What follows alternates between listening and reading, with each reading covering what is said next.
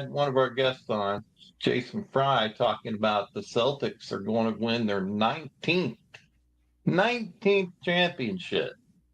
So what have you got to say about that? Who this Jason Fry character is, he was talking about doing hard shit. Well, his prediction is bullshit. Okay. All right.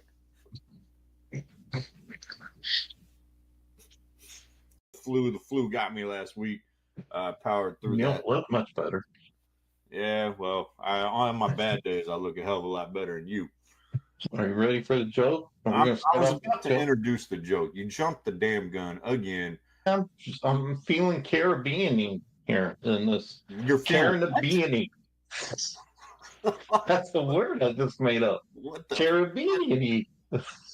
I'm feeling Caribbean.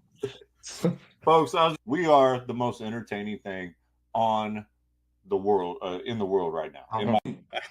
I think you're trying to cover your own ass right now and just not country of ninth in the country. I think you're just trying to cover your ass right now. And you know what? I got a big ass, so that's a lot of take a lot of cover. It take a blanket, damn it. More like a drape. Did you just pull a drape? Is that so I can open it up when I need to go? You know, you're getting too deep into this. Rivalries make sports great, but they got to be on the same level. And I'm sorry, Angel Reese ain't on the level of Caitlin Clark. Like, it's not Magic Bird. If you don't want to commit to it, take your ass and be a PE All-Star. First off, you need to get your facts effing straight.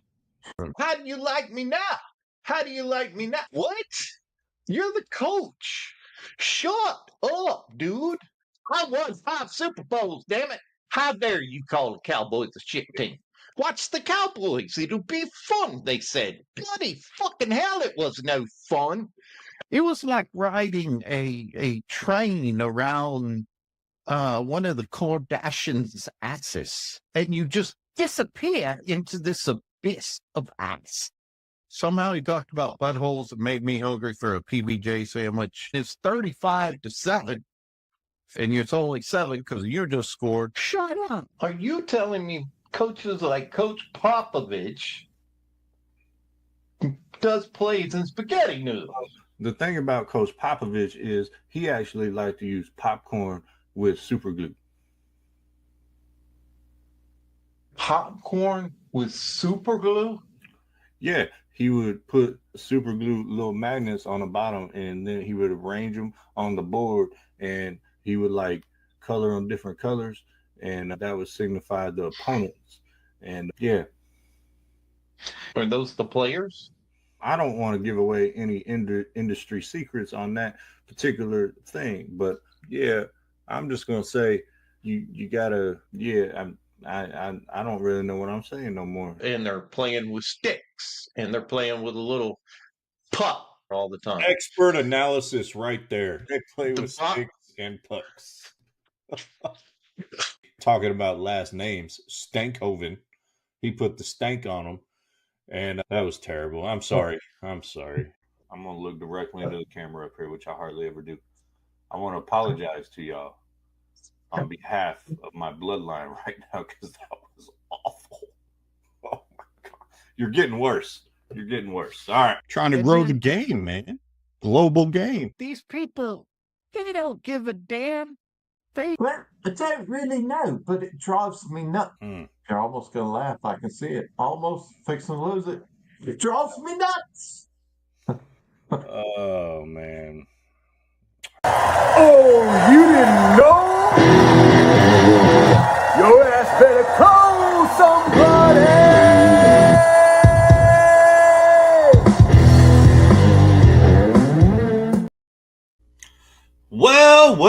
Well, we are back on Time Sports Talk.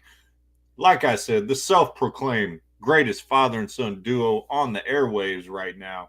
The old man. Really, airwaves? I think it's more internet wires. I don't know if it's airwaves. Well, I guess Wi-Fi would be airwaves. Yeah, you know what I'm talking about. Let me introduce. Did you really pause your game to be here? I did. I went retro. I've been playing 2K1 or 2K21, I should say, because I didn't want to pay the $70 that they're charging for 2K25 still. So I'm on a budget. All right, I'm trying to pay for a wedding and a honeymoon here. 2K21. Yeah. You're like 4 games behind.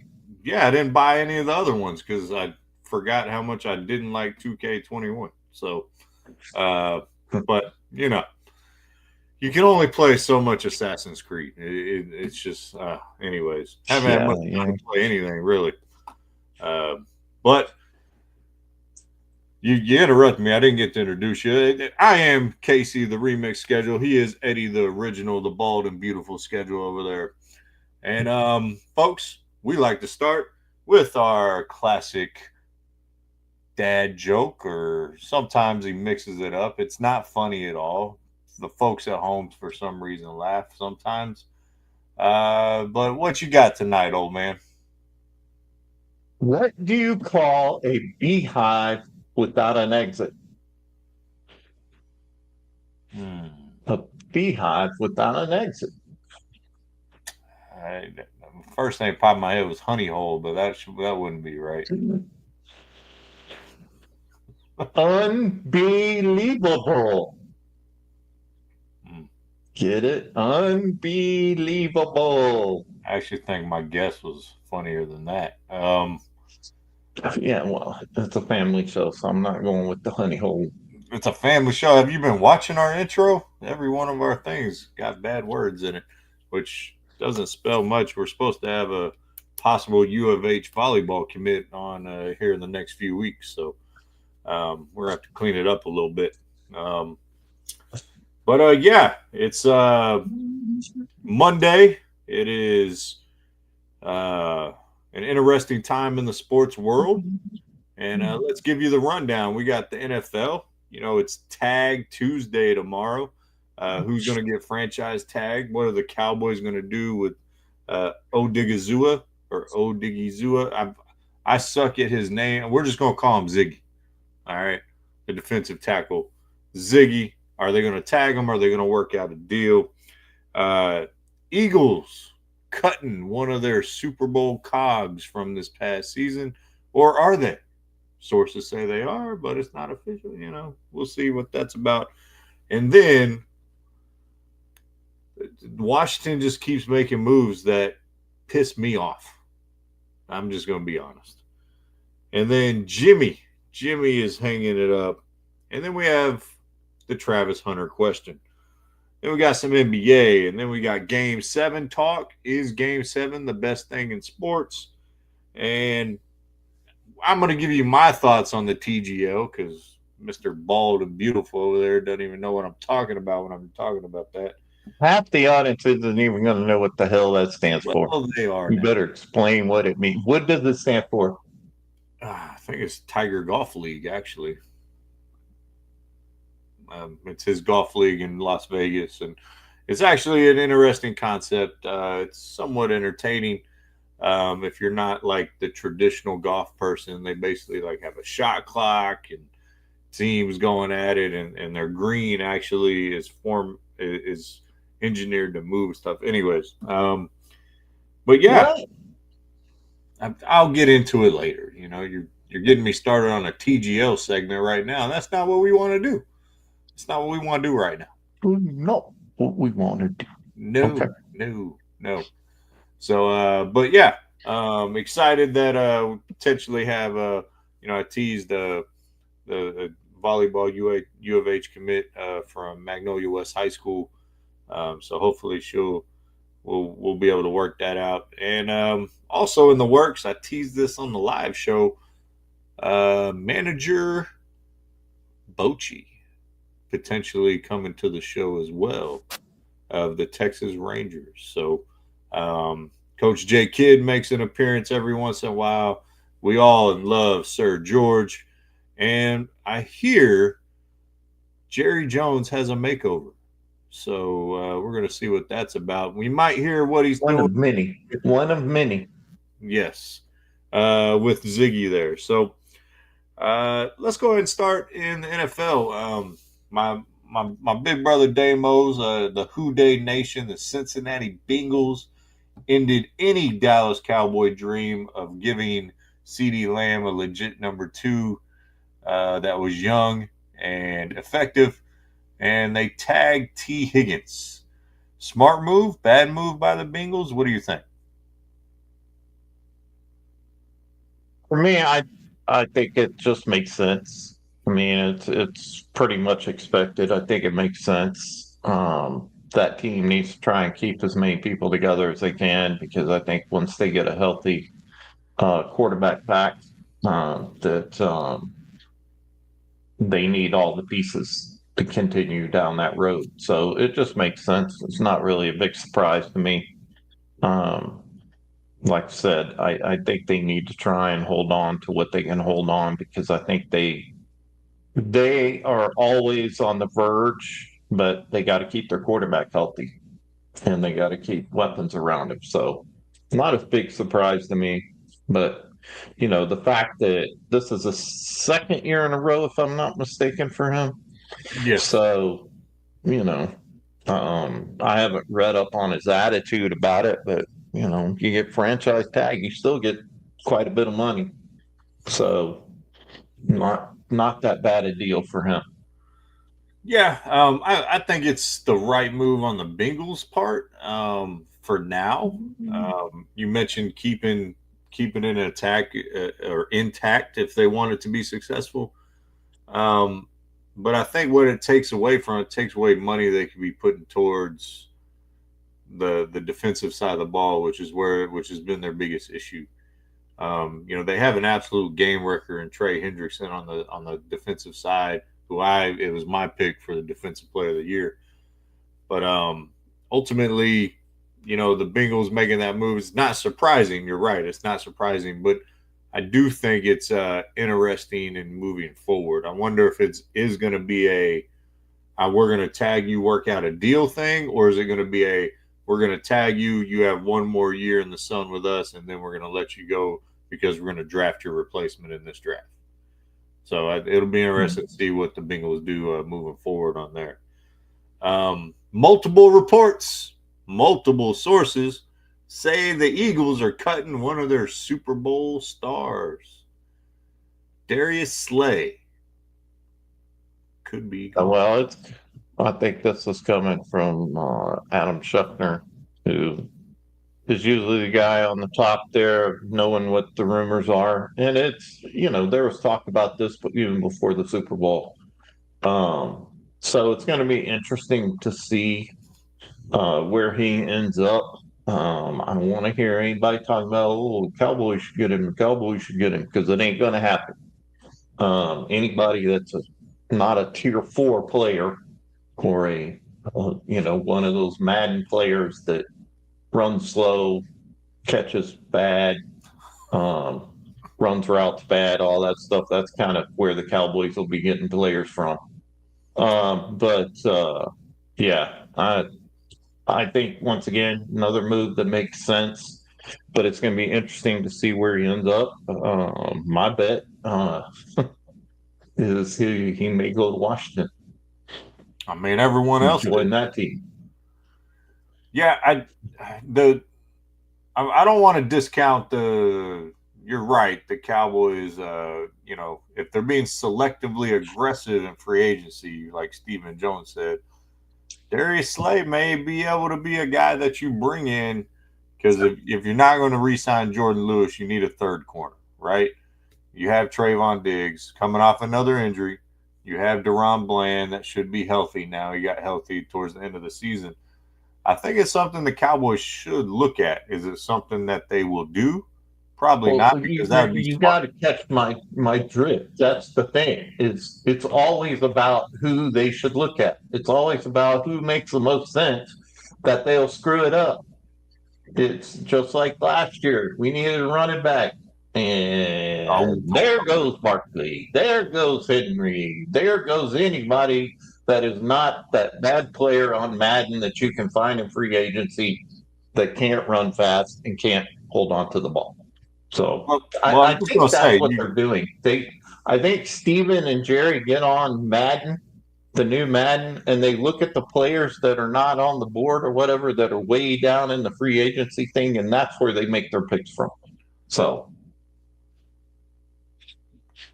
I laughed inside when you bring up the running back situation last year because you were on the Zeke train. You were pumping that horn as loud as you could, and it was obviously a huge mistake. I said I thought he would give them an extra edge inside the 5 yard line. Plus, That's what you said I after the thought first 3 weeks. he would hang on a second. Let me finish my thought there. Jump in, interrupting, rude, unprofessional dude. That he would give them extra protection for Dak. Well, lo and behold, Dak is out pretty much the whole freaking season. So that didn't play out. They couldn't get within the 5 yard line, so he never got a lot of chances to do that. So, and the fact that their offensive line was full of rookies and a Zach Martin who just seemed to not care anymore. He was kind of like that dude on Varsity Blues who said, just let him through. I'm going to let him through because I'm 10. I've been playing 10 years since I was 10. So that's my thoughts. Expert analysis. I mean, we all feel so much dumber for hearing those thoughts. It's one of those things where no, you were talking Zeke up. Don't try to play it down. You were sitting there like he's gonna have a resurgence. He has a chip on his shoulder. He has this, and it was just a mistake when you could have had those 2 guys you mentioned, really even 3. You could have had Josh Jacobs as well. You could have had, Barkley. You could have had Derrick Henry for a reasonable price, right? And so ultimately, you're right. The Cowboys don't do the smart thing, but maybe they will. They normally draft smart for the most part. Okay, so and I think that's mainly Will McClay and his staff in the scouting department. But I think the Cowboys have to take a look at a guy like Slay if you want to make championship moves. If you don't, then you don't look at him. I mean, it's just one of those things. Will they do it? Probably not, because that would be smart. So a team that is making smart moves is the Washington Commanders, as you mentioned, where he'll probably end up because that's where everyone else is ending up. Freaking Deebo Samuel is now a Washington. Oh, Commander. Sorry, I keep saying Redskins. The Commanders, man, everyone's going there. It's the good place to be. It's amazing what a good young quarterback will do for your recruiting. They get stronger. What'd they trade for him? A 5th-round pick? 5th-round pick. Oh, who did we trade a 4th round for? Mingo. Yeah.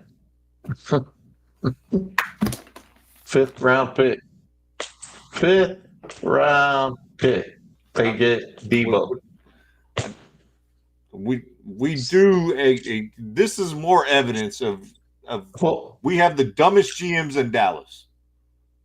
Well, see, and this is the thing is I think Dan Quinn learned from watching their screw ups and he probably said to himself, I'm going to do just the opposite of what they would do.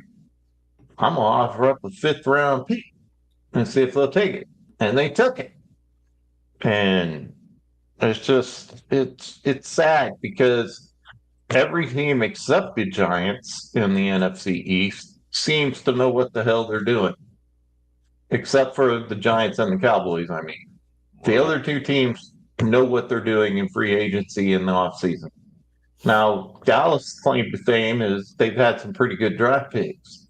But you can't build a championship just on draft picks unless you have like 4 or 5, which Philadelphia had a few years ago because of some good moves. They ended up having quite a few picks in the 1st round. And look at them now. Look at them now. Yeah, it's just more evidence that, like I said, we got the 2 worst GMs in the sports. Nico Harrison and Jerry Jones. I mean, that's a debate all on its own. Who's worse right now? I know you're saying you're comparing it to a move he didn't make, but you did make a move during the season to get a wide receiver. You went for Mingo, who is completely unproven, and that's our 4th-round pick this year. A guy who can't get on the field. It's just embarrassing. Like as a Cowboy fan, it's embarrassing that not only teams in the East, but it seems like every other team runs it better, other than maybe the Jaguars and the New York Giants. So it's sad to see when you see these moves for a 5th-round pick. And he may be. I think Debo is not in his prime anymore, but Debo Samuel right now is better than Jonathan Mingo, and he's better than. He would be our number 2 wide receiver in an instant. I just don't get it, man. I don't get what the Cowboys are doing. And it's sad. It's sad to see that, most valuable team in the world can't make it. Should we bring JJ in here? Well, we'll get to JJ here in a minute. As far as I want to get his opinion on tagging or signing Ziggy. But kind of Cowboys related, Jimmy Johnson's hanging it up from the broadcast booth. Did you see that? Yep. He's getting up there a little bit. And I just think, there for a while. He loves to go fishing and do his thing down in Florida. And, he's just probably got all the money he needs. So why not? Why not hang it up? Yeah, I think when someone retires, you really reflect on their path and what they accomplished in his totality, not just his broadcast career, but you think about his football career as well. And what he did at Miami was incredible, and he did something that no one else did. He'd go and recruit in those neighborhoods in Miami that those coaches before him wouldn't go in. So his legacy in Miami is obviously amazing. And then what he did in Dallas in the span of taking a 1-15, they went 1-15 his first year, right? Yeah. So I couldn't remember that was the year before he got there or his first year. Yeah. So he goes 1-15 his first year, and then within 3 seasons, 3 or 4 seasons, they're winning Super Bowls and becoming one of the greatest teams of all time. It's incredible what he did and what he built, and him and Jerry built before their egos got in the way. And I mean, it's just his impact on the sport was. But once he left Dallas, it was kind of waning. He didn't really accomplish much in Miami. With Dan Marino and that stuff. And I don't think his style jived with Dan Marino, honestly. Yeah, I think it's interesting to look back when someone hangs it up on their totality of their career. So Jimmy Johnson, legend, Hall of Famer, deserves all the praise in the world. And you're right, he does like fishing down there in Florida. Yeah, I mean, his legacy to me was more when he coached football than it is being a broadcaster. Just to me, that's where he stands as far as that goes in my mind. We saw a lot of cool moments as a broadcaster when, that were things from when he was in football, when he got announced to be in the Hall of Fame. That was a pretty emotional show. He has been there for a while. Kind of like, another legend that's gone of John Madden. John Madden was big time known for his broadcasting. I would say probably a lot more than his coaching career. His broadcasting kind of took over that. I don't know if Jimmy's that took over it. I think it's just added on to it, but I think to me, he will always be remembered as the coach that could get the Cowboys where they need it to be, and really, it's been a curse on the Cowboys since that whole thing went down, and he's not there anymore because JJ can't win it without him. Um, yeah, they won with Switzer, but that was still Jimmy's team. Man, I put that more on Aikman and Irvin and the leaders that were on that team than it was Switzer.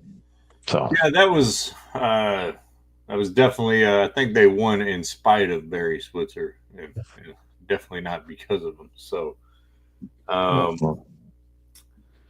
right, I want to ask you on the Travis Hunter thing because he's projected top 2, top 3 pick in this upcoming draft from Colorado, the receiver cornerback combo.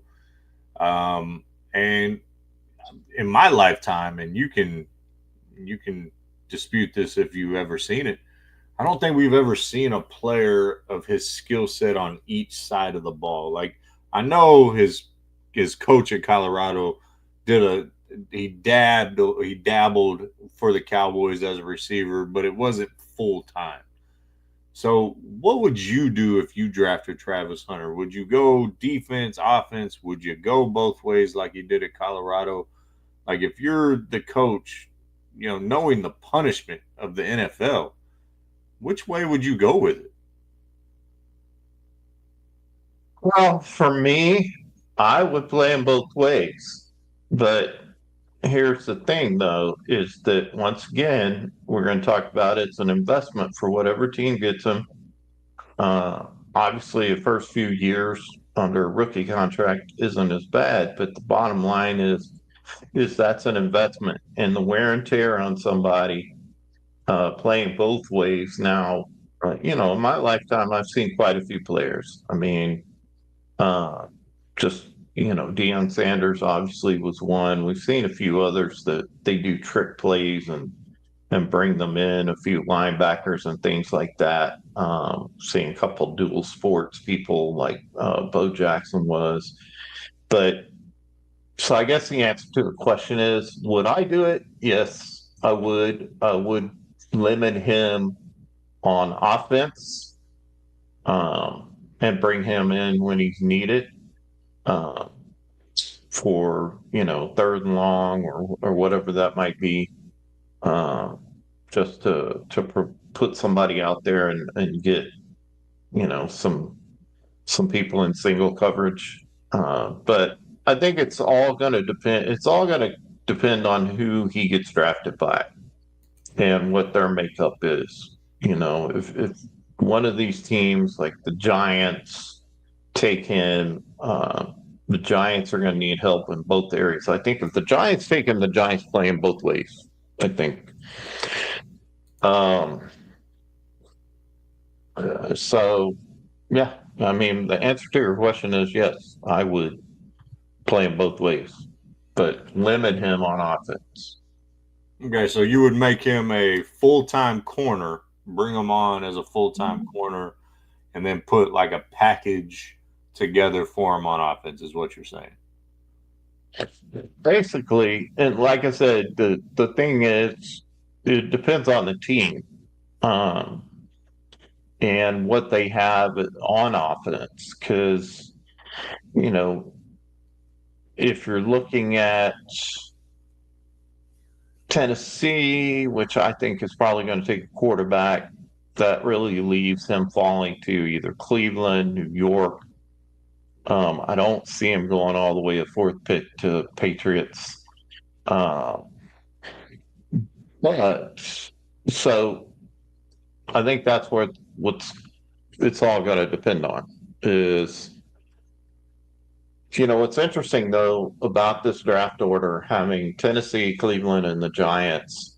They all three need quarterbacks, quite frankly.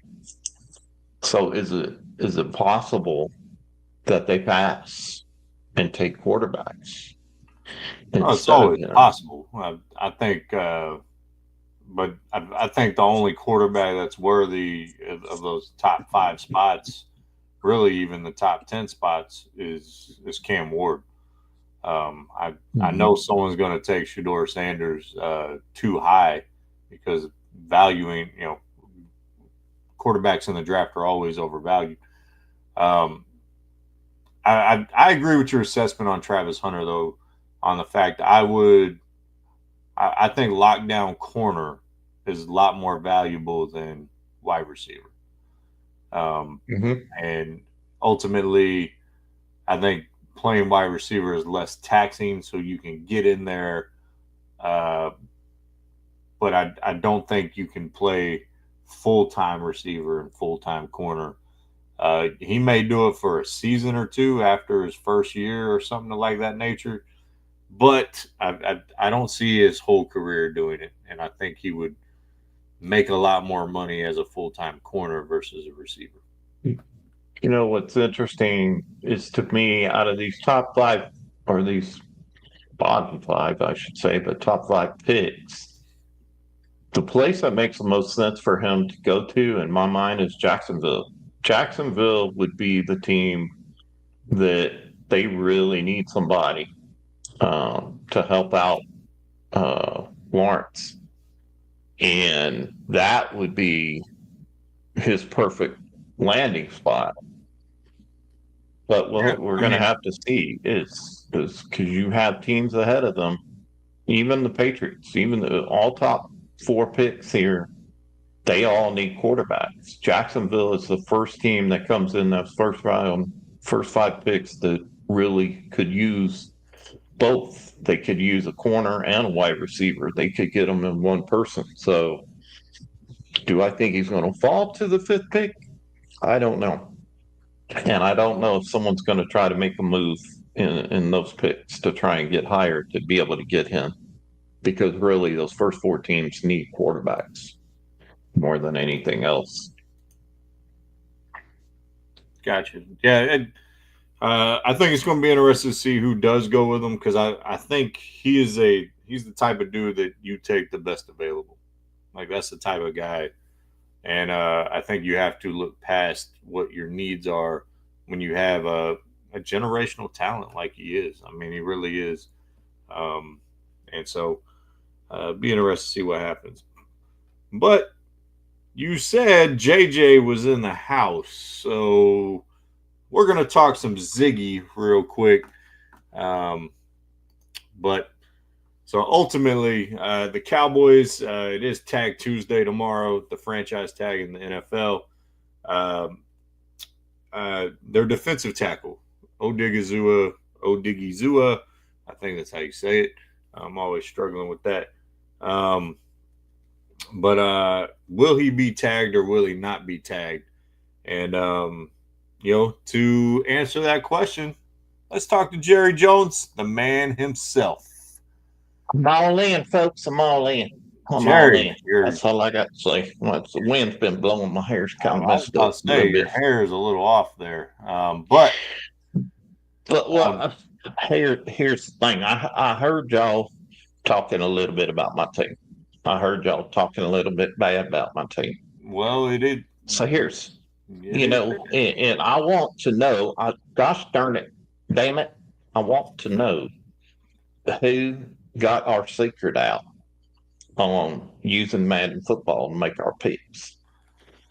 I want to know, did Steven call you? Because that's I use it. I even got my controller right here, and that's what I do.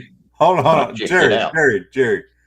Are you telling the people that you use Madden ratings to make your free agent decisions? I'm not telling anybody. It's a secret. It's a Well, secret. you just asked who told, and you just showed an Xbox controller. What? So you're admitting that that's what you do. I don't think I'm admitting anything. What I'm trying to tell you is we have a philosophy and we have a framework that we use, and it's been very successful for us. I realize it hasn't been successful in 30, 40 years, but other than that, it was successful when I was a young buck, and like to party. I still like to party, Oh, but really? let me tell you, this Aduki Suki Soku. I can't. Steven, what's his name again? He can't even say his name. Odigizua. Odigizua. See, Stephen, I done told you we need to stop drafting people I can't say their name because it makes me Call look him stupid. Ziggy. All right, I'm gonna call him Ziggy. So, I don't know where I got that idea, but I thought of it. It's a great idea. But Ziggy, what are you asking me? We gonna franchise him? Are you going to franchise tag him, or are y'all going to work out a long-term deal tonight? Well, let me just check my cell phone. He ain't called me. So, and I ain't calling him because it's late and it's about nap time for me. So, It's only 7:30. yeah, like I said, it's about nap time for me. I'm staying up a little bit late unless I got a game or something going on at Jerry's, AT&T Stadium. Then I don't stay up late unless I'm gonna watch some Arkansas football. And why the hell is there a Texas A&M guy behind me on the screen here? That's just wrong because it's I need a Razorback. That's what I need. Well, Okay, so are we gonna franchise him? I don't know. These players, I try to, it's a privilege to play for the Cowboys. It really is. Put that star on the side of your helmet. It's a privilege, just like that little star right there. See that star right there? It's a privilege. So I think players that are somewhat good want to come play for the Cowboys. Well, I mean, it's somewhat good. You think, well, Ziggy is already a Cowboy. He has been for 4 years. Wouldn't you want to, he's really developed into a force in the middle. Don't you want to lock that up long term and not leave that up to a 1-year tag deal? Come on, Jerry. Come on, JJ. Well, you're asking me to think ahead, and you that's have a to problem. do that as a GM.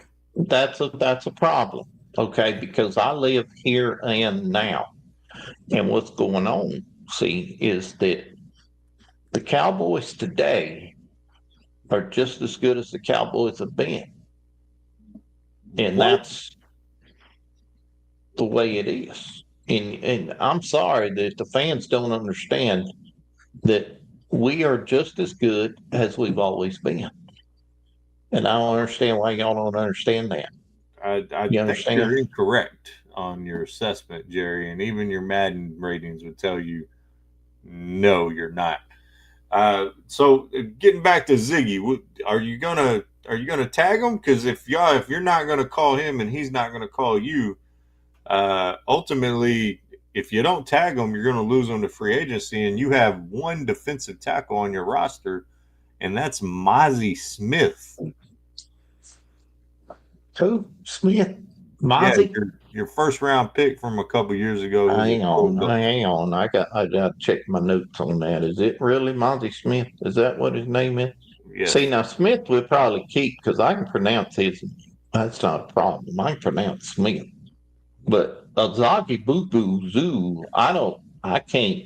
I can't. You can't even say that 3 times fast.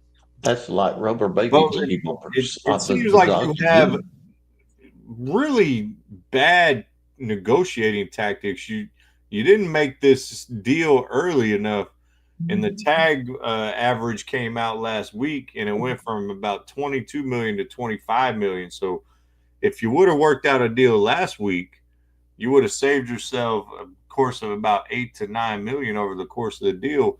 Well, now it's costing you more money, and it seems like you did that with Dak, and when you did the Zeke deal and the CD Lamb deal. Why do you keep doing this, Jerry? Well, do you know the Cowboys are rated as the most valuable franchise? That is completely irrelevant, Jerry. No, it's very relevant. It's has very nothing to do with the talent on the field, Jerry. It's very relevant, and it's relevant because relevant. You said irrelevant. I'm just making a single word. It's relevant, What is and it means that the Cowboys are just as good as we've always been. No, And we know what we're doing. Jerry, have you been drinking today? I can neither confirm nor deny that, but I'm Have you been I'm having a some rich twisted man. tea? I don't drink that crap. That crap's for wussies. Oh, And Jerry, I think it's time for you to go back to the bar. All right, because I think you have lost your mind, and the secret's out. You and Steven are making decisions based on Madden ratings. you know Holy, what? That's not true. But I'm gonna check something really quick. you literally have an But Xbox controller in your hand. oh, I why is Debo on the Commanders? Yeah, that was another And mistake. Quinn, that's some bitch. Yep. All right, I'm out. All right, get out of here. Go back to the bar. Oh, ladies and gentlemen, Jerry Jones. I have no idea. I feel dumber after that interview. I got to be honest. All right, let's bring the old man back. Welcome back, It's not Pop. Jerry Jones. It's JJ. Just so you know, Yeah. we don't want no defamation of character suits. Oh, yeah. He'll get us fired. Look at us, even though we're No. not employed by anyone doing this other than ourselves. Oh, man. We do need sponsors. Please, sponsors. Yes, we do. And speaking of that, let's go to our one sponsor that we're not making any money off of because it's ours. It's yours. But it does pay the bill for the show. So I will say that. There you go. All right. Easy leadership coming your way. Here we go. Ever wonder what truly drives you or your team to greatness? Unlock the keys to better communication and higher productivity with the Berkman Personality Assessment. Discover your interest, needs, and stress behaviors, powered by science tailored by Easy Leadership.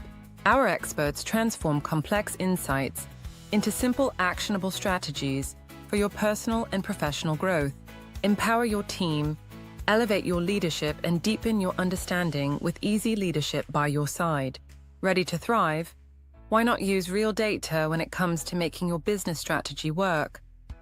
People data is just as important to strategy as financial data.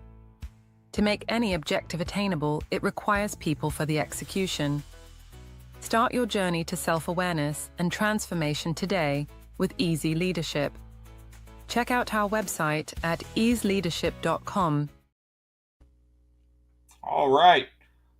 Easy Leadership. I think the best thing that, I'll be honest, that you guys do is really basing career paths off of the likes and dislikes of your personality with Berkman and some other things that you guys do within the schools. I know you work with Houston ISD, and to me that's really important work, as well as I think there's something that isn't on that, and I think that should be out there, is you work with married couples too, like Yes. communication styles and how you communicate and how you receive and receive love and give love and those type of things. So those two things are very impactful in everyday life. So,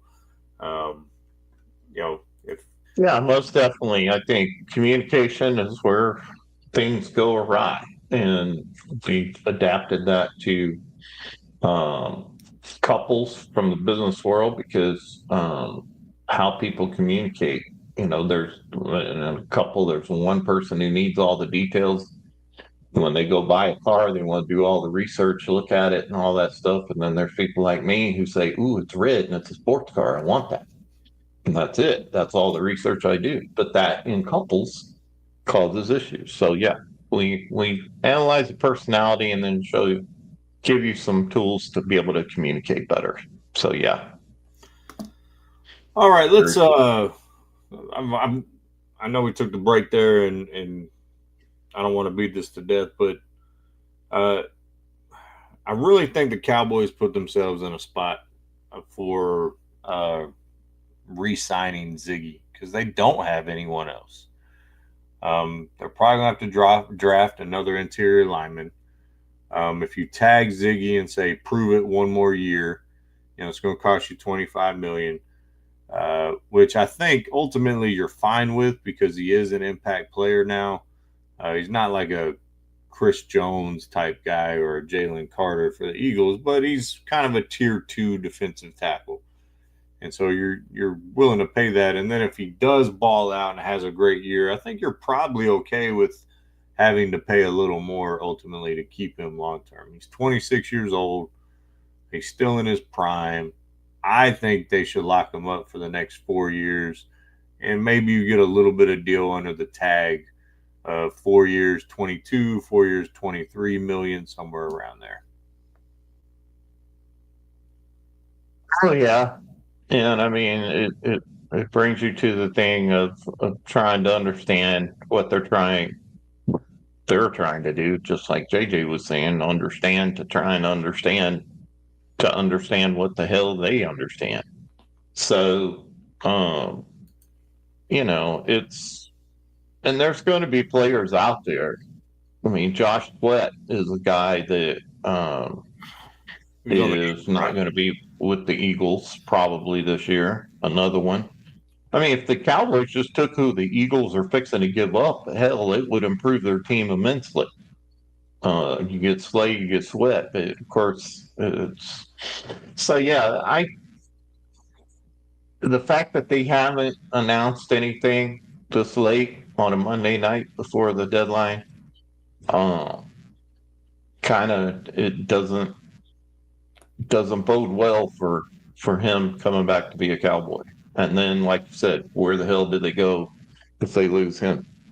Well, I don't know if it doesn't bode well for him being a Cowboy. And maybe long term, I do think he's a Cowboy next season. I do think they use the tag it for long term deals. But everything I've read and kind of heard is that they are close to a deal. So I just think it's hilarious that they put themselves in position again to cost themselves more money. Now, this particular situation, it's not a ton of money, but it is money at the end of the day. So, pretty interesting there. Let's go ahead and switch gears. Let's go NBA real quick. That trade for the Dallas Mavericks is looking worse and worse. Oh, man. I was going to ask you about that. How about those Lakers? What are they at now? Are they the number 2 seed? They are the 2 seed in the West right now. 6 in a row. Yeah, they lost that first game, and then they've rattled off 6 in a row while beating the Mavericks within those 6. Luka didn't have a great game. He had a triple-double, but it was like 15, 11, and 10 or 12 or something like that. Triple-double is a triple-double, but it wasn't like he didn't go out for 50 against the Mavs. The Lakers look better than I thought they would with those two on the court, LeBron and Luka. I still think they'll get exposed in the playoffs by the better teams. I think they're just going to pick and roll Luka Doncic to death when he's on defense. That's what I would do as a coach against them. But it is looking worse and worse because obviously Anthony Davis will be reevaluated March 6th, as well as Blake Lively. I think Daniel Gafford may be back a little sooner than that. But, yeah, it's not looking every day it looks worse for good old Dallas Mavericks. And on top of that, the Mavericks just raised ticket prices. What are you doing, Dallas? Are you just trying to piss off every Mavericks fan there is? The ones who gave you a little bit of goodwill, like myself, who tried to understand the trade, who tried to understand the thought behind it, and not just be pissed off that you just traded away a generational guy. Now you're going to raise ticket prices? That theory about with y'all. The theory about Vegas just keeps getting more and more like it's going to happen. Viva Las Vegas. And they cited investment in the team. You're making billions off casinos in Vegas. What do you mean? Now you're starting to run it like a business. And I'm sorry, every owner that runs their franchise like a business does not win. I'm sorry, it doesn't happen. So as much as you want, much as we didn't like Mark Cuban, and politics aside, a lot of people didn't like Mark Cuban because he was brash and he was young when he took over the Mavs and he did things different. He was a good owner because he wanted to win. And he would do everything except sign Steve Nash when it came to money, or Tyson Chandler after winning the championship.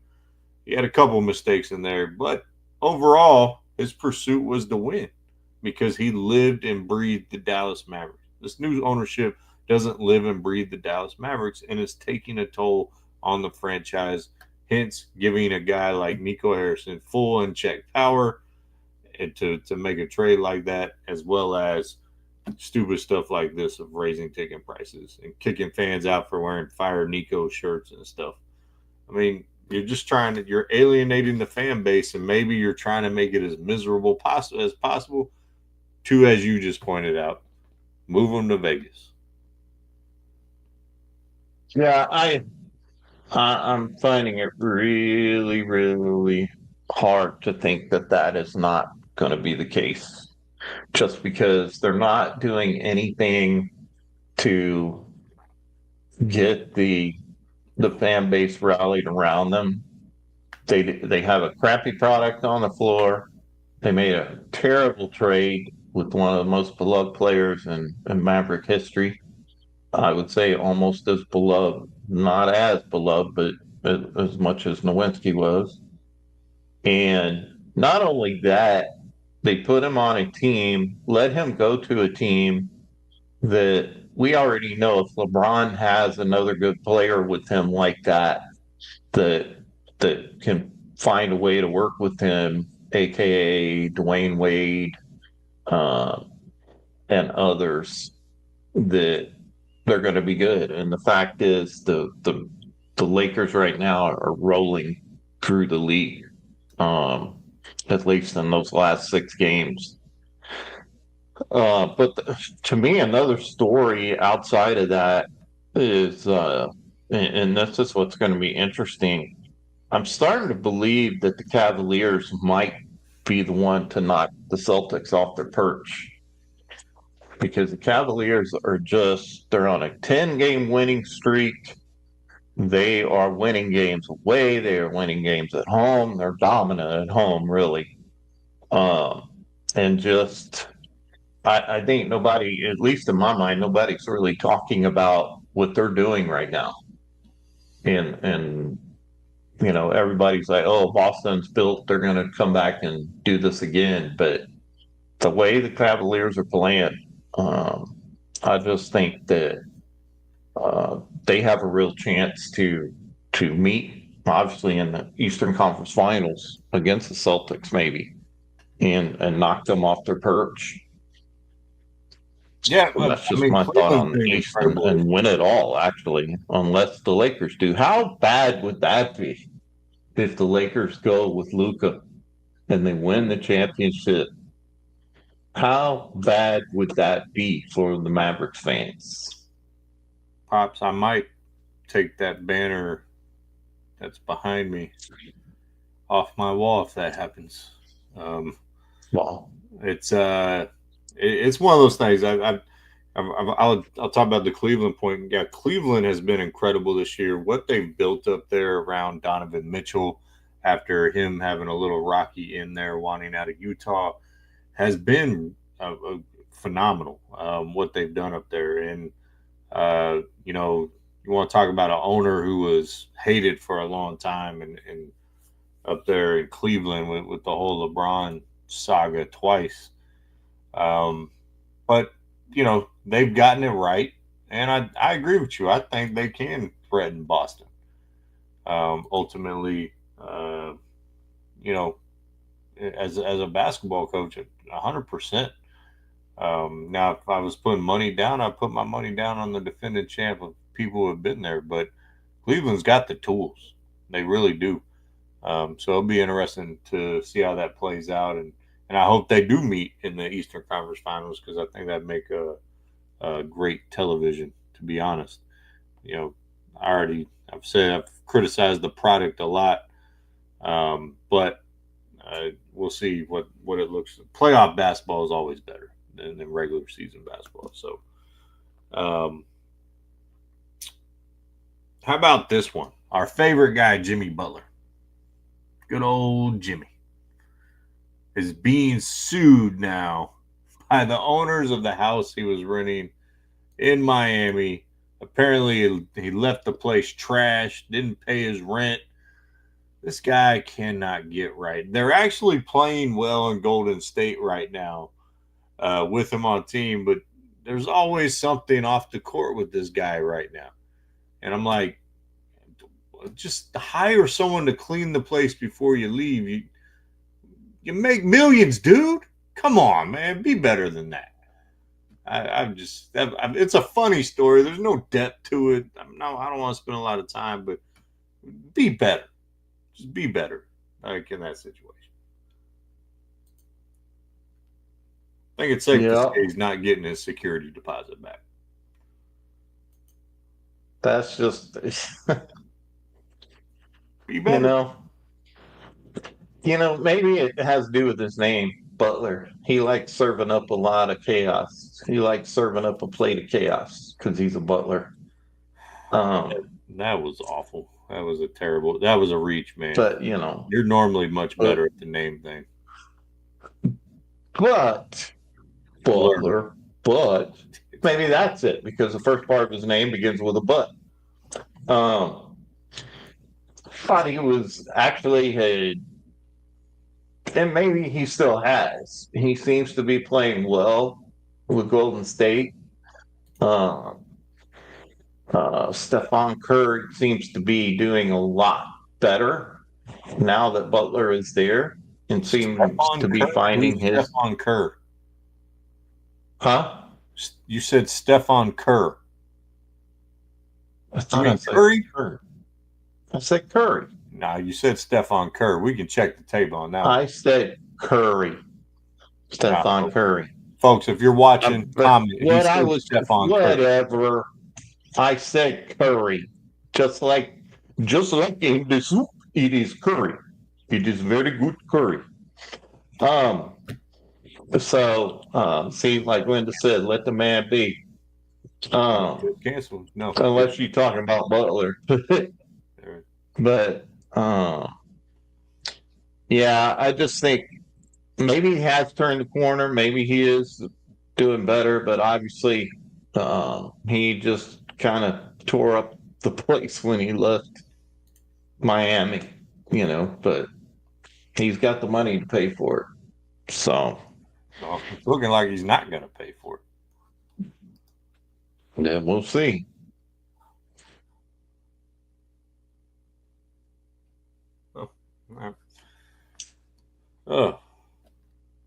I swear those comments just popped up. Oh, you're not seeing them? No, I've she commented at 7:08. This one. Yeah, I saw that. No, I didn't see any of them. Yep. Or I would have thrown them. And she's right. I do get a lot of the names wrong, but that's all right. All right. Well, I think I think the last interesting thing from the NBA, and then we're going to kind of talk about Game 7s here in a second, is Joel Embiid injured, surgery out, going to be out again. I think Philly needs to move on from him, and I don't know where they send him, but I think Joel Embiid is about to go into basketball purgatory. I think he's going to go to like Portland or I don't know, Atlanta or somewhere like that where there's no chance of winning. There's low risk for that team. They get a star to bridge the gap. But talk about a failed process. The 76ers failed that process, with Ben Simmons, with Joel Embiid, Markelle Fultz, And I'm hearing rumors they want to get rid of Tyrese Maxey, who's the best player on their team right now, and someone you could probably build around, or at least be a Robin to someone's Batman if you brought him in or drafted someone. That doesn't make sense unless you just want to blow the whole damn thing up. Like, I'm interested to hear what I know. Sean on the Philly shows like get rid of him, like he's tired of the Embiid thing, and I would agree with him. But I'm interested to see what they think about Tyrese Maxey, and can you build around him, or do you just go scorched earth and just start that stuff over? So that, I think that's an interesting scenario there. But game sevens. I like game seven. I'm sure you like game sevens.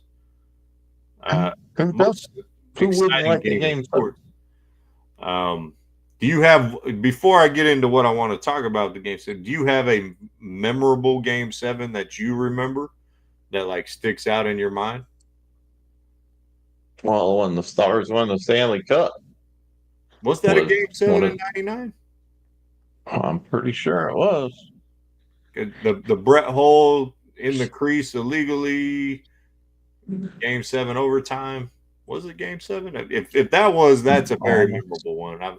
While you're looking it up, I for some reason I thought that was a game six, but that would definitely be on the list for Dallas game sevens. You know, I don't know if there's anything more exciting than a game seven. I really don't think. Obviously, it amps up the farther you go in the playoffs. But the reason I bring this up is there is a docu-series that is very well done on Prime Video called Game 7. And the reason I got interested, I heard some other sport outlets talking about it. And so I went and watched it. And it's actually my second favorite game in Mavericks history is a Game 7. And it's the Western Conference semifinals against the Spurs. Did you find that? Was it a game seven for the Stars? I'm still looking it up. Yeah. Well, this is when you and me were at odds for sure when it came to the Spurs and Mavericks. This was in the heyday of Parker, Ginobili, Duncan in 2006. I want to say the Admiral had retired by then, so it was truly Duncan, Parker, and Ginobili. Bruce It Bowen was only 6 games. Yeah, It was so, only 6 right. games.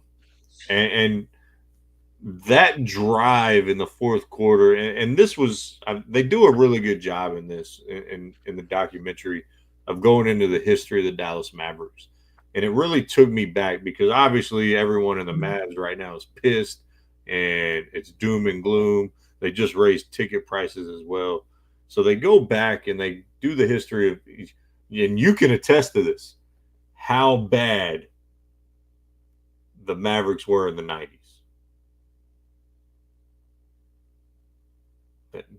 Oh, yeah. Yeah. Yep. Jump in there, buddy. You can do it. Oh, I was reading the comment because our biscuit buddy's back. Oh, hey, that's one of my And he's poop the bed on Luka. I can't say that last line because I will melt.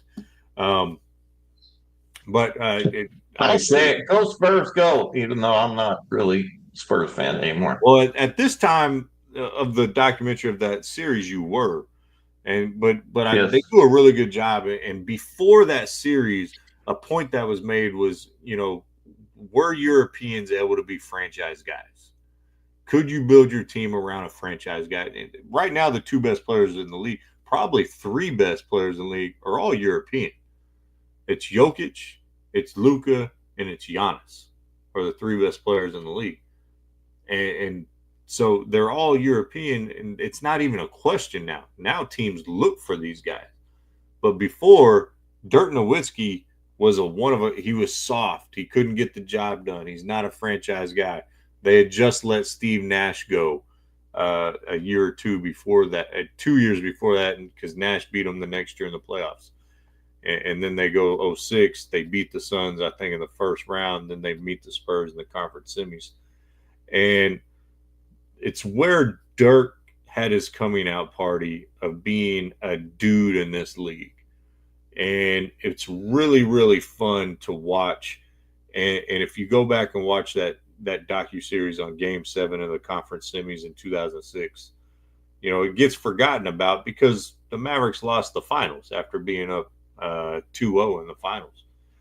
But it's really fun to go back and watch. They interviewed Tony Parker and Tim Duncan and those guys. And so I highly encourage you to go watch it. But do you remember watching that Game 7? Yeah. Yeah.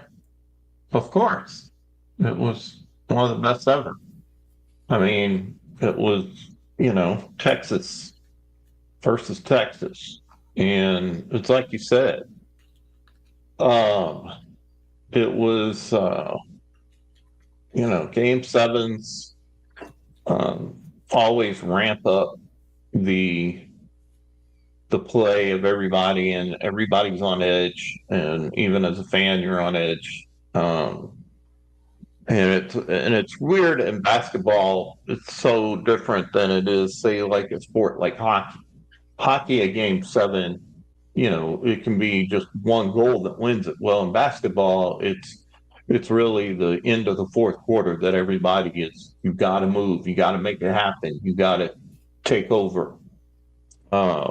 So I would, if we talked about away from just that game, but Game 7, as far as baseball goes, as far as hockey goes, basketball goes, to me, the most exciting one is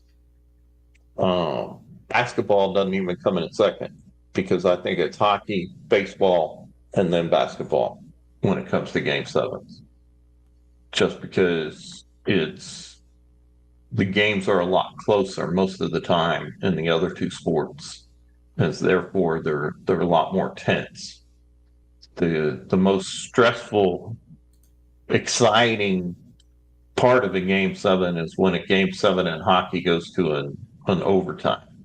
We had that with Canada and USA. Obviously, we were on the wrong end of that game, but it was extremely exciting. It was tied up, and just at that goal, it's done. So yeah, I definitely absolutely excitement piece of biscuit buddy. Yeah, well, we can both say this one, giggle. Is I don't disagree with your assessment. I think basketball has that element when it's a tight Game 7, when it's back and forth, back and forth. The hockey one, I think, is the ultimate on edge, because a bounce here or there, it doesn't have to be a good shot. It doesn't have to be a perfectly ran play or anything like that. It can be a bounce off your own skate that'll lose the game. So the edge in hockey is definitely there. There's two games in Mavericks lore that stand out to me as a Mavericks fan that stick with me, and this is one of them. Game 7 in 2006 in the conference semi. The other one is Game 2 in the finals in 2011. And so when Wade hits the three in front of the bench and looks at the bench, and they're up by like 15 with like 4 minutes to play, and then the Mavericks come back and win. I remember looking at the person I was living with at the time, was like, they're going to come back and win this. And matter of fact, and I was obviously right, because you don't disrespect the bench like that. So, but yeah, those two games stand out to me, and obviously the night they won it was special. But just the comeback in that game too. But if you haven't seen this series, I know I'm not being sponsored by Prime Video here by any means, but it is really good. Highly encourage you to go watch it. They have other ones on there in different sports, but what made this one unique, all the Game 7s that are in the documentary right now, other than the Mavericks Spurs, are all for the championship. This is the first and only one to this point that wasn't. So that tells you the people making this thought this was a very impactful game and a very important moment in history. And I think it was when you talk about the European player in the NBA. It was very important. So to show you can build around them. And it showed the Mavericks could do it without Steve Nash, and which still this day was a mistake to let him go. But obviously they didn't win 2011 without finally getting a point guard like that in a Jason Kidd type. So, but I'll say this: would you be more? Would it be more exciting for you to watch a hockey, let's say a hockey game 7 that the Stars are not in? So let's say game 7, Stanley Cup Finals, or would it be more exciting for you to watch the Houston Astros win a World Series in 5 games? Like, would you rather see your team win a chip, not for face value, not for sentimental value, but would it be more exciting, or would the game 7 be more exciting? Winning a championship is going to be more exciting if your team wins a championship. It doesn't matter if they sweep; it's still more exciting. Now, and that's what I say, game 7, it's usually when you're wrapped around it because it's your team. I mean, they can still be very, very exciting, but if it's not your team, then there's a big difference to me in that. But you know, that's just my opinion on that. But no, I would be more excited and more um vested in the game where my team's going up for a championship.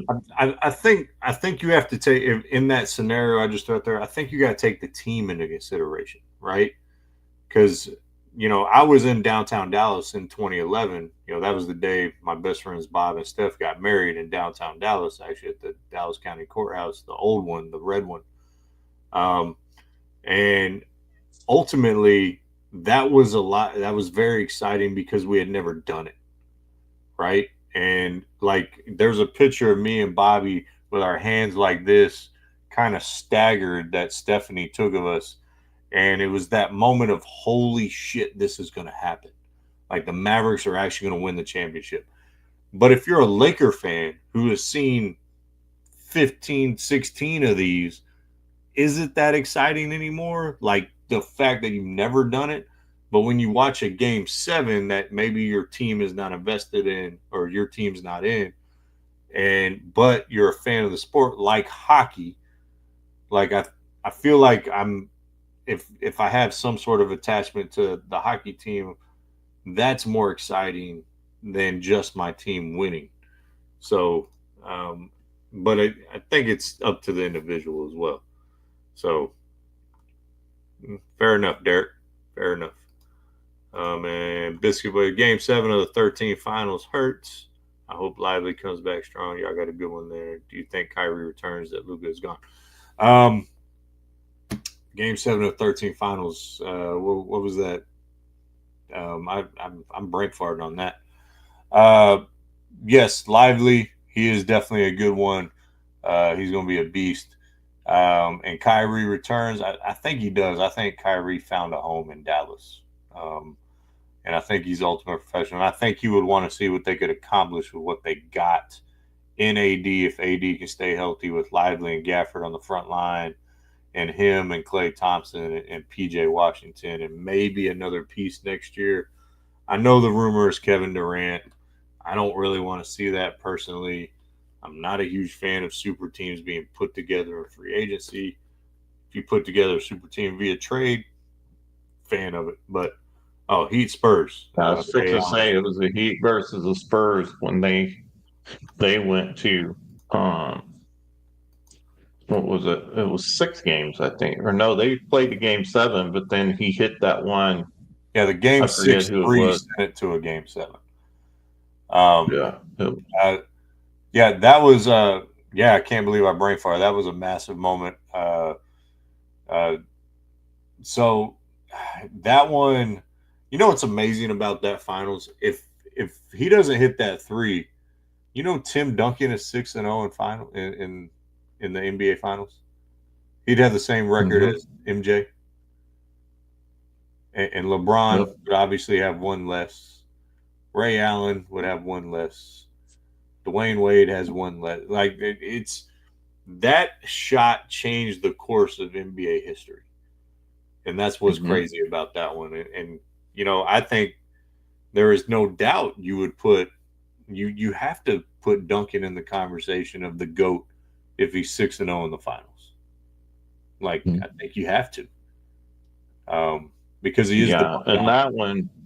Now that he brings that up, that one hurt because it was such a hard fought series, and to come down to just that one shot, uh, by Ray Allen, just it was, he goes over to his favorite corner and just nails it, and well, he got it off of a tip rebound, right? I'm pretty sure it got tipped out to him after a miss. Yeah, that one that's a good one in the history of the game for sure. Thank you for bringing that up, the biscuit buddy. Yeah, the game sevens are always exciting. I think depending on the team, if you've never won, like I think if let's pick, let's say the Phoenix Suns, they've never won a championship. If their team wins one, I think that's more exciting for them than watching a game 7 of, Boston and, some Cleveland in the Eastern Conference Finals. But I think America would have fun watching that. So it is. I like that conversation. That's a good one. All right, we've been talking some hockey. Hockey playoffs are going to start here soon in the next couple months. The Dallas Stars have been killing it. People are like, "Oh, y'all talk hockey." We do. We had a whole conversation on Alexander blah blah blah blah blah blah blah blah blah. On ice with sticks and pucks. They do. If you watched our intro, you would know that. I can't take myself to take that out of the intro. I got to be honest. Like there's a few that I'm like, man, those are really good moments for us, and I can't take it out of the intro. So if you didn't see the intro, go back and watch the intro. I did have to take some out of it because we got a new intro with Tired Sports Network. It looks pretty dang good. But if you look at the standings right now, I guess the biscuit buddy is an Avalanche fan. I don't know what's wrong with you. But no, I'm just kidding. They have a good team. I think they're sitting like 5th or 6th in the Western Conference. But 4th in the Central Division. They're 6th in the Western Conference, though, as the Avalanche. Yeah, but they're 4th back in the Western Conference, in the Central Division of the Western Conference. But what I was going to say, when it comes to hockey, you know what I always say? Those Golden Knights, man. Those Golden Knights are the Stars. They can't get past them. They beat them last year. What? They beat them last year. I'm talking about they're probably going to end up playing them again based on these standings. Yeah, no. If they beat Vegas last year in the playoffs. Did you forget we were in the Stanley Cup Finals last year? Yes, but we did not win. Oh, I know that. But what I'm saying is the team that beats them down is usually the Vegas team, the Golden Knights. Oh, wait, hold on. I brain farted. We were in the Western Conference Finals. Edmonton went to the Stanley Cup Finals. So I had that wrong. You're right. Vegas is that team they're right behind the Stars in the standings. They've always been the Stars' nemesis since Vegas was founded. Before that, it would always be like Detroit, but Detroit is awful. I think they're not awful this year, but they're in the middle of the standings. And didn't Detroit used to be in the Western Conference? Did that switch? Am I going crazy? thought they were in the Western Conference because I thought we meet in the playoffs. Anyways, Yeah, usually in the Stanley Cup Finals, but maybe I was wrong on that, but yeah, I think the Stars are playing really well. Wyatt Johnston, man, he's a dude. He had a hat trick the other night, and Rope Hintz. I don't know if you know this. He's had 8 points in the last 2 games, 4 and 4. The first star to ever do that, which is incredible. Last night he had a goal and 3 assists, I do believe, and that dude is a player. And if they get some of these injuries back, Sagan, Hinskinen, who's their best defender, they're going to be a problem even more than they are because they made that trade for 2 top defensemen in CC and the other guy I always bring fart on. But they're legit defensemen. And so if Hinskinen gets back, they have 5. They really have 6 legit defensemen when most teams only have 4. And so they're dangerous if they get Sagan back. That gives them depth, obviously, on their lines, being an assistant captain and things of that nature. But, man, the Stars are built for the now and the future, and that's exciting, to be honest. All right, I got to put this up there. Hold on. I'm a Spurs, Falcons, Dodgers, Avalanche, and the new version of Jeff Gordon and number 24 back. How y'all got to explain to me how this happens? You're all over the place here, Biscuit Buddy. Like, well, maybe he's moved around a lot. Well, I moved around. I moved 22 times before I was 18, but like, how does this happen? Now he says his daughter lives in Vegas and watches the Golden Knights, so he roots for them a little bit too. But I just there's got to be a story behind each one of these because none of these are even close to each other. Like there is no geographical relevance to any of these. One's in Texas, one's in Atlanta, one's in LA, and one's in Colorado. Well, if you look at mine's the LA Chargers, San Diego Padres, Houston Astros, Dallas Cowboys. Of course, I don't claim a basketball team anymore. Well, you lived in San Diego for 16 years, so this guy could have moved around. Maybe that's his story. I have a feeling it's about to come out in the comments here in a minute, but like if there's something like that, I've got to be honest, that's a sport. It's a sport pet peeve of mine. It's a sport pet peeve. Like being and it actually comes from my own experience because if you remember, growing up, I had a Penny Hardaway jersey, I had Notre Dame hats. Like I was all over the place as a kid. I had a Phoenix Sun jersey. When I really had an Orlando jersey at some point, I think.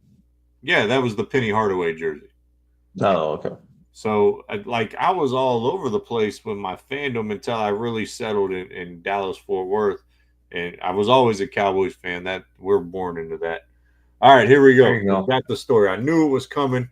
Spurs because he lived in San Antonio, grew up in Alabama, so Atlanta is closest.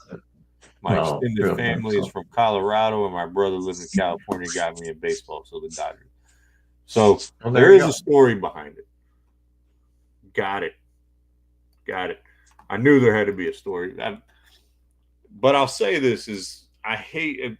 Not going to say hate, but it's just a sport pet peeves when people are all over the place a lot of the times. And especially when like things aren't going well, they're like, all right, I'm done with this team. Like you want to do with the Cowboys and what you did with the Rangers. That stuff gets on my nerves because you stick it through thick and thin, other than if they trade Luka Doncic. So, yeah, you're not winning your case here because you already stated you're going to get rid of that because of the play. I said if the Lakers win the championship, that's coming down. The dirt jersey over here is staying up, but the banner is probably going. Matter of fact, I think this would have to come down. to your thing though, mine, when it comes down to loyalty, my loyalty is more along the college lines. I don't think people change, especially if you go to that college, obviously. There's obviously, then he said Byron from my father, he's always been a Jeff Gordon fan. Casey was a big Rainbow Warrior Gordon fan. And I was like, why are you rooting for Can that? you word that a little differently, please? Come You on, were a man. Rainbow Warrior. You're over here. You think I'm over here waving a rainbow flag over here? Could be further That's from what the they truth. used to call Jeff Gordon's pit crew, the Rainbow But- Warriors, because he had a rainbow on his car because of the paint. Yes, Not I the- understood why they did it. Okay, but Yes. I was a fan of the 24 DuPont car. Okay, not the Rainbow Warrior. But But the thing is to me, college is more. You have more loyalty as far as the college you went to, uh, than you do anything else. As far as pro sports go, I mean, for football, they've made it extremely hard. You've got fantasy football, you've got all these different things. Fantasy football, the growth of fantasy football to me now has people rooting for multiple teams because they have players obviously on multiple teams. But I think that's just the sport has made it that way. I think hockey is something that a lot of people kind of stick to their teams. They don't move around a lot on. Baseball, I've stuck to, San Diego. I wasn't, the Rangers were terrible when I was a kid. So then when I went in the Navy, went to San Diego, that's where I got a lot more into baseball with the Padres because it was just such a fun game and that's such good people that played on it. And now, since I've lived in Houston since 2005, the Astros have always been a team, the only team in Houston that's since I've been here that are championship quality. Everything else I root for in Dallas. And you got to cheat to win. But, I think you should change that to a Padres logo as much as you're up there, you're talking to them. So I'll say this is, I've kind of already talked about my fandom and I think you're right on the cheering for individuals. And I think in our culture today, and this boils down all the way to youth sports and AAU and club baseball, you make these bonds with the kid or the and not the organization anymore. So I think there's a lot of fans out there that will cheer for Luka, but they're not going to cheer for the Lakers because they're a fan of Luka Doncic and they were Mavericks fans. How many different jerseys do you have if you're a LeBron fan, right? If you're cheering for LeBron, you're just following wherever the hell he decides to go because he may not be done in that respect. You just never know. So I think there is that element because of free agency, because of in every sport, your loyalty to the player gets tested. If Dirk would ever got traded, I would have forever been a Dirk fan.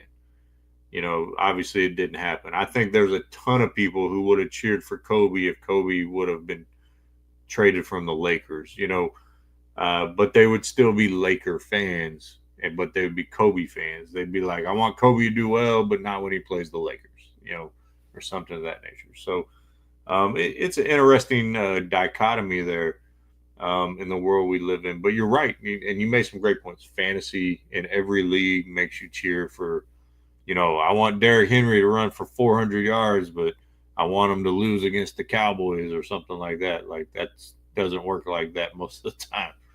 So,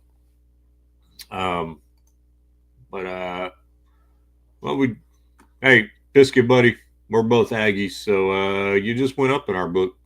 All right. That's Dr. Biscuit Buddy. Got his doctorate in 23. Oh, just you, buddy. Whoa. Sweet. Giggle. Got it right there. I hopefully will get mine this summer when I graduate. All right. So, yeah, that's a good point. Spurs are getting a lot of fans because of Wemby, especially in Europe, obviously being a French product. Mm-hmm. All right. Well, actually, I got a funny one here. We were talking about hockey. I don't know if you saw this story. The LA Kings, right? Not the Sacramento Kings, the LA Kings. They're having American Heritage Night. All right. You know, celebrating America, all this positivity, red, white, and blue.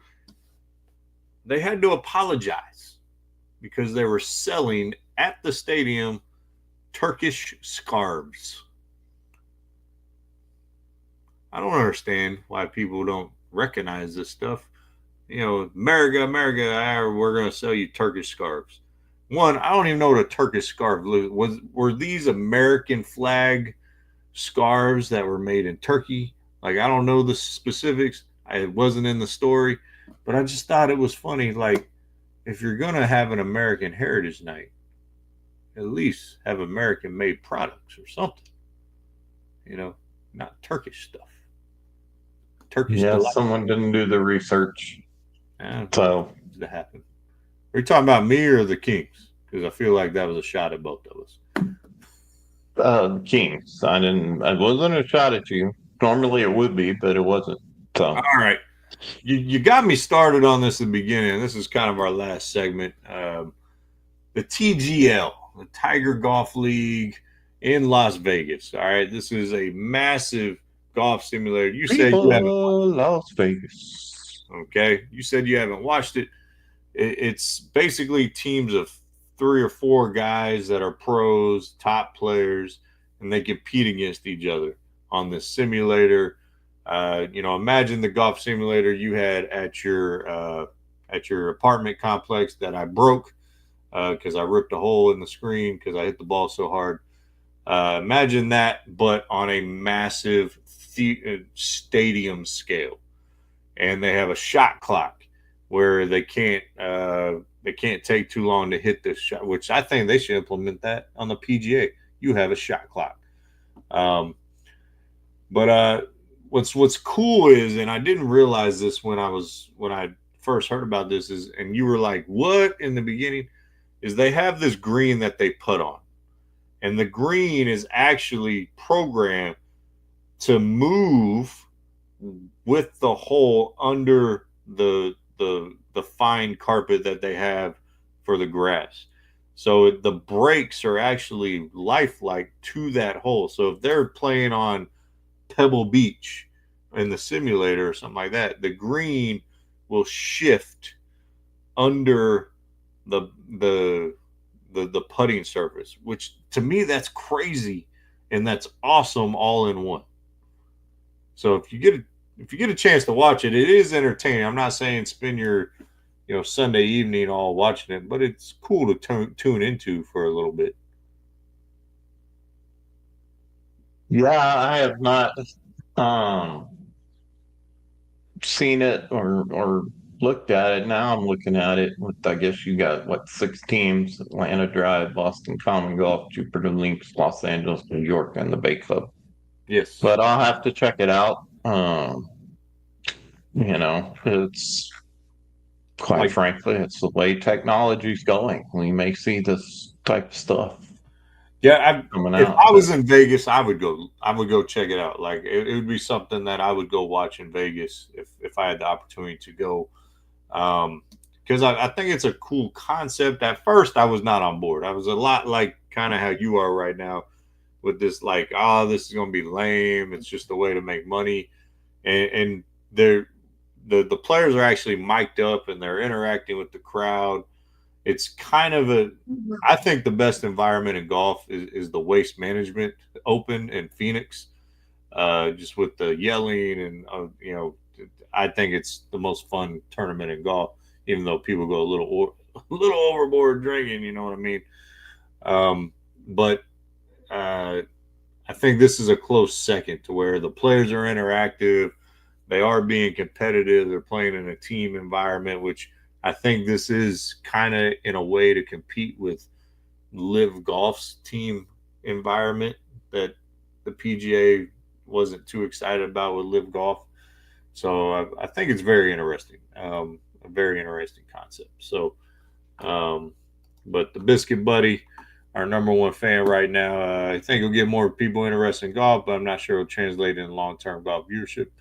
That's a fair point. I do think something like the TGL has a shelf life, mainly because Tiger Woods has a shelf life. To be honest, I mean, he's 50 years old now. But I am excited. We're getting to that time of the year. The Masters is in a month and a half, which I love Masters weekend, which is also one of the reasons why April is the greatest sports month of the year, as I made my point on one of our first shows. We're coming up on a 1-year anniversary here soon. It's coming up in a few months. We're gonna have to figure out what to do for that on Time Sports Talk. So, all right. Anything else you want to throw out there for the folks? I mean, now I'm looking at this.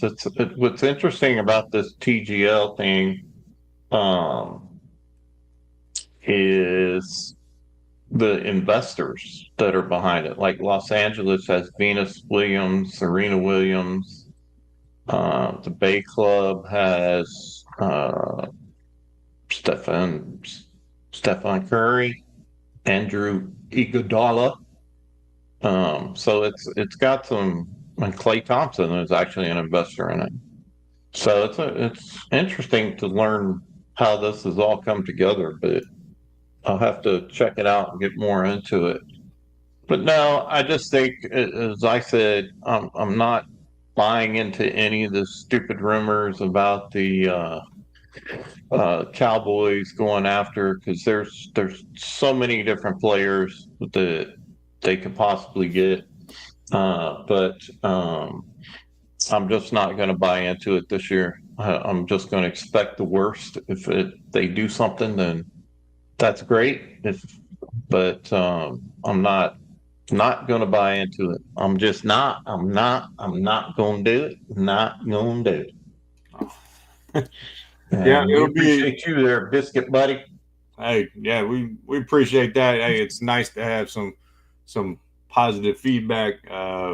We try to keep it real, all right. And sometimes we're better at it than other days. So we appreciate that. I do want to say here soon, I will be a brand ambassador, and I will be somewhat sponsored by a clothing company. So the funny shirts and the ones by some other companies I won't be wearing on air. So when you see that, I'll make that announcement. So I was excited about that. And like I said, be looking out for Coach J Kidd maybe here coming back in the next week or two with spring training.